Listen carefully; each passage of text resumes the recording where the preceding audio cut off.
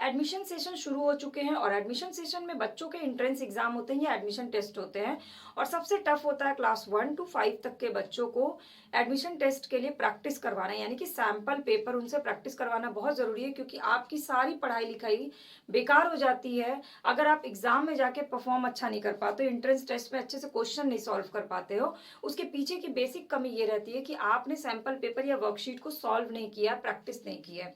Hello parents and hello kids, आज की है क्लास इंग्लिश का सैंपल पेपर बनाने का, class 1 to 5।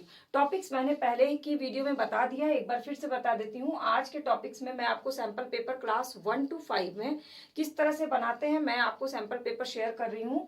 Noun, pronoun, adjective के, सिंगुलर प्लूरल के, gender, is, am, are, a, an, pictures recognization and extra questions जो आते हैं किसी भी एंट्रेंस एग्जाम में, चाहे किसी भी स्कूल का एंट्रेंस या एडमिशन टेस्ट हो, इंग्लिश में क्या पूछा जाता है हर क्लास के हिसाब से मैं आपसे सैंपल पेपर अभी शेयर करने वाली हूँ। तो उस पूरे सैंपल पेपर को देखिएगा, उसे बनाइएगा और अपने बच्चों से उसकी प्रैक्टिस करवाइएगा, ताकि आपकी और बच्चों की मेहनत, दोनों की मेहनत बेकार ना हो। क्योंकि प्रैक्टिस परफेक्ट होती है तो एंट्रेंस एग्जाम में बच्चे बहुत अच्छा परफॉर्म करते हैं।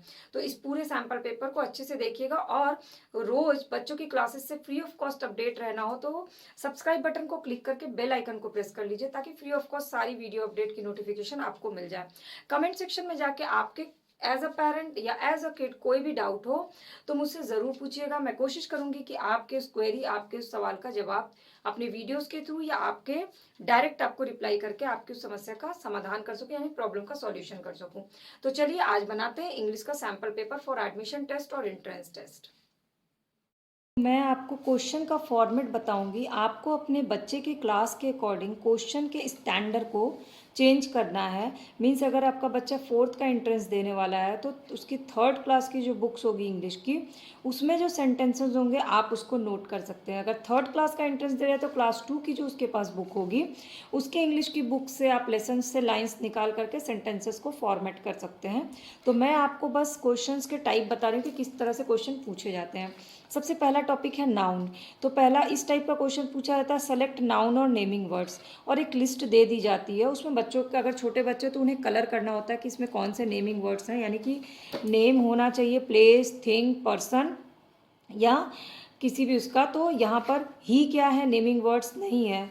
राम है तो बच्चे को बताना है कि इसको कलर कर दीजिए, दिल्ली है इसको कलर कर दीजिए, इसको इस तरह से आप एक एग्जाम्पल देके उनको समझा दीजिए और उसके बाद उन्हें क्वेश्चन दीजिए और उसको कलर करेंगे। ये छोटे बच्चों के लिए। और बड़े बच्चों के लिए है कि आप एक लंबी सी लिस्ट दे दीजिए और उसको वो मैच करें, और वो लिस्ट, वो वर्ड मीनिंग्स जो है वो उनकी पिछली क्लास की किताबों से निकाल के देंगे तो बहुत अच्छी प्रैक्टिस हो जाएगी।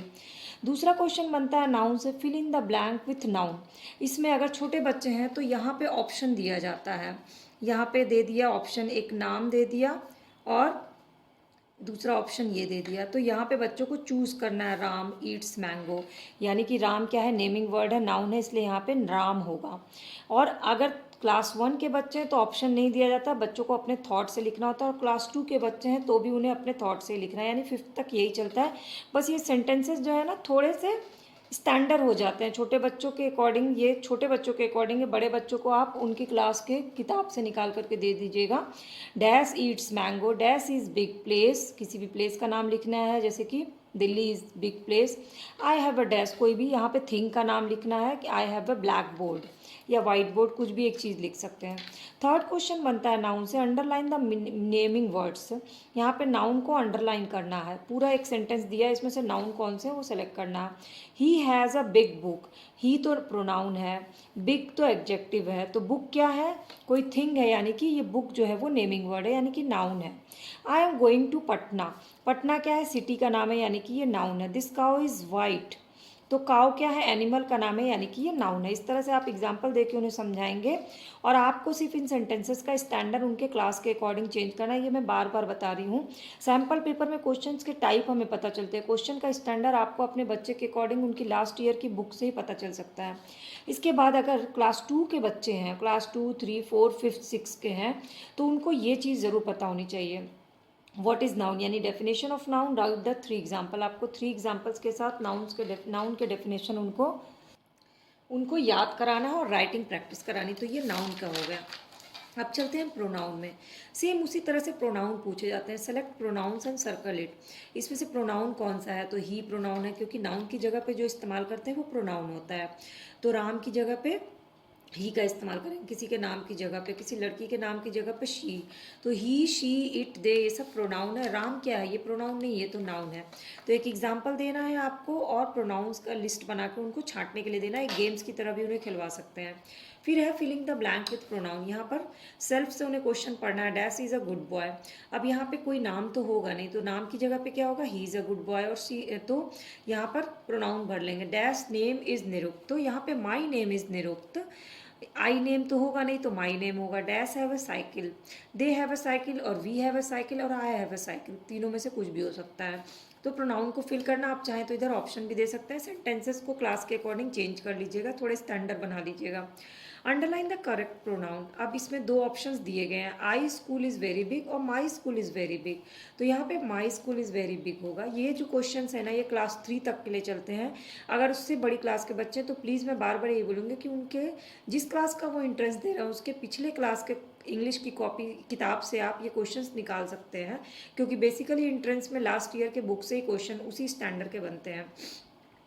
दे और ही आर प्लेइंग, तो दे आर प्लेइंग। ही और I is eating mango, I is eating mango या ही इज ईटिंग मैंगो, तो ही इज ईटिंग मैंगो। फिर definition of pronoun with example. तो प्रोनाउन नाउन की जगह पे इस्तेमाल, इस तरह से आपको इंग्लिश में इसको डेफिनेशन और उसका एग्जाम्पल 2-3 बच्चों को लर्न करा के राइटिंग प्रैक्टिस करानी है। फिर आते हैं एडजेक्टिव में। तो एडजेक्टिव में सेम उसी टाइप के क्वेश्चन है। Select adjective and circle it. Good, long, big, new. Adjective क्या होता है, किसी की क्वालिटी जो बताते हैं। तो गुड क्वालिटी, डिसक्वालिटी जो भी हो वो सब आते हैं। Good, long, big, new. Mobile कोई क्वालिटी नहीं है, तो मोबाइल क्या है, एडजेक्टिव नहीं है, इसको कट कर देंगे। बेड को क्वालिटी नहीं है तो कट कर देंगे। तो ये हो गया एडजेक्टिव का एग्जाम्पल। स्टैंडर्ड आप अपने बच्चे के अकॉर्डिंग सेट कर लीजिएगा, जो भी उसे लर्न हो। Filling the blank with adjective. He is a dash boy, he is a bad boy, he is a good boy, he is a big boy. हाँ, he is a knowledgeable boy, कुछ भी इसमें fill कर सकते हैं। I have a dash cycle, I have a big cycle, I have a branded cycle. इस तरह से साइकिल की कोई भी क्वालिटी बता सकते हैं। Elephant is a big animal. ये हो गया इसमें फिलिंग द ब्लैंक करना। आप ऑप्शन भी दे सकते हैं। Underline the correct adjective. Rohit likes good friends, तो गुड क्या है, यहाँ पे एडजेक्टिव है, फ्रेंड उसका एडजेक्टिव नहीं है। I am writing with small pencil, pencil का एडजेक्टिव क्या है कि पेंसिल स्मॉल है। इसी तरह से सेंटेंसेस फॉर्मेट करना है और इसमें उनको एडजेक्टिव को अंडरलाइन करना, ताकि सेंटेंस पढ़ के वो खुद से एडजेक्टिव को सर्च कर सकें। फिर सेम वही है, definition of adjective with example. आपको उसको पता होना चाहिए कि एडजेक्टिव का डेफिनेशन क्या है और उससे एग्जाम्पल क्या है। अगर क्लास 2 के बाद के बच्चे हैं तो उनको नाउन, प्रोनाउन, एडजेक्टिव के अलावा आप वर्ब की भी प्रिपरेशन करा दीजिएगा, यानी कि वर्ब जो होता है डूइंग थिंग्स होता है, उसका भी सेम इसी फॉर्मेट पे आप वर्ब की तैयारी करा दीजिएगा। अब आते हैं बाकी ग्रामर के सेक्शन। बेसिकली इंग्लिश के एग्जाम में ग्रामर ही पूछा जाता है। तो अगला आता है सिंगुलर प्लूरल। उसमें ये क्लास 2 से 3 तक के बच्चों के लिए इस टाइप के वर्ड्स पूछे जाते हैं। उससे बड़े बच्चों के लिए आपको बुक से इस तरह से वर्ड्स निकालने हैं ताकि उसको प्लूरल में बदल सकें। जैसे बुक का बुक्स, पेन का पेन्स, टैंक का टैंक्स, बस का बसेज, ई एस लगेगा, बॉटल का बॉटल्स। ये आपको, जैसे नॉर्मली क्या होता है क्लास 2 के बच्चों के लिए सिर्फ एस लगाना बताया जाता है।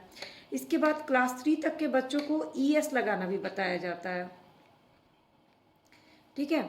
और उसके आगे के बच्चों को, क्लास 3 के बच्चों को वाई हटा के आई ई एस लगाना बताया जाता है। तो ये सिंगुलर प्लूरल में ये चीज़ चेंज होती है क्लास के अकॉर्डिंग, इसलिए आपके अपने बच्चों को क्लास का पिछली बुक आपको ज़रूर पता होनी चाहिए। फिर है जेंडर्स। जेंडर्स कैसे करेंगे, तो यहाँ पे आपको लिखना है मेल का फीमेल भरेंगे। वो छोटे बच्चों के लिए आ जाएगा मैचिंग करने, इधर फीमेल लिखा है उनको मैचिंग करना। और थोड़े बड़े बच्चे 3 क्लास के बच्चों को खुद से लिखना होता है। तो मेल का, और ज़्यादा छोटे जो बच्चे होते हैं उनको फ़ोटोज़ बनी होती है, अंकल की एक तरफ आंटी की, और उसको मैच कर लिए, एक तरफ टाइगर की एक तरफ टाइग्रेस की मैच कर लिए। तो इसी तरह से स्टैंडर्ड बदलता जाता है। तो male, female, uncle, aunty, king, queen, lion, lioness, इस तरह से इनको फिलिंग द ब्लैंक करना है। इसके बाद आता है इज, एम, आर। तो इसमें आपको अपने बच्चों का बेसिक फंडा क्लियर करना है कि इस किसके साथ लगता है, एम किसके साथ लगता है और आर किसके साथ लगता है। तो क्वेश्चन का फॉर्मेट कोई भी हो, किसी भी स्टैंडर्ड का, वो फटाफट से फिल कर लेंगे। बहुत सारे क्लासेस में क्लास 2 तक में यहाँ पे ऑप्शन दिया जाता है और बहुत सारे में ऑप्शन नहीं दिया जाता है। तो ही इज़ प्लेइंग, यहाँ पे इज़ होगा। We dash watching TV, we are watching TV. इस तरह से 5-6 क्वेश्चन उन्हें दीजिए, रेगुलर बेसिस पे प्रैक्टिस कराइए। इसके बाद आता है ए और an, articles. I have dash big house. तो बेसिक क्लास 2 तक में सिर्फ ए एन को नॉर्मल वॉवेल और कॉन्स्टेंट के थ्रू बताया जाता है, लेकिन क्लास 3 के बाद साउंड के अकॉर्डिंग बताया जाता है। कैसे? तो I have a big book, a ये क्या है? कॉन्सोनेंट है, तो यहाँ पे ए होगा। My uncle want dash umbrella, तो यहाँ पे वॉवेल है तो एन अम्ब्रेला होगा। लेकिन साउंड के बारे में माई फादर इज़ ऑनेस्ट, तो बच्चा कंफ्यूज हो सकता है, एच तो कॉन्सोनेंट है लेकिन यहाँ पे साउंड क्या? ऑनेस्ट, ऑ साउंड है, तो यहाँ पे एन ऑनेस्ट होगा। ये जो है क्लास 3 के बच्चों से क्लियर होना चाहिए कंसेप्ट, ये उनको बता के उसी अकॉर्डिंग क्वेश्चन बनाइएगा। फिर है पिक्चर रिकॉग्नाइजेशन और स्पेलिंग चेकिंग होती है, तो यहाँ पे फ्लावर की स्पेलिंग लिखनी है, हाउस की स्पेलिंग लिखनी है, ट्री की। आप उनके अकॉर्डिंग जो भी पिक्चर्स उनके क्लास में हो वो बना करके उनको लिखने दीजिएगा।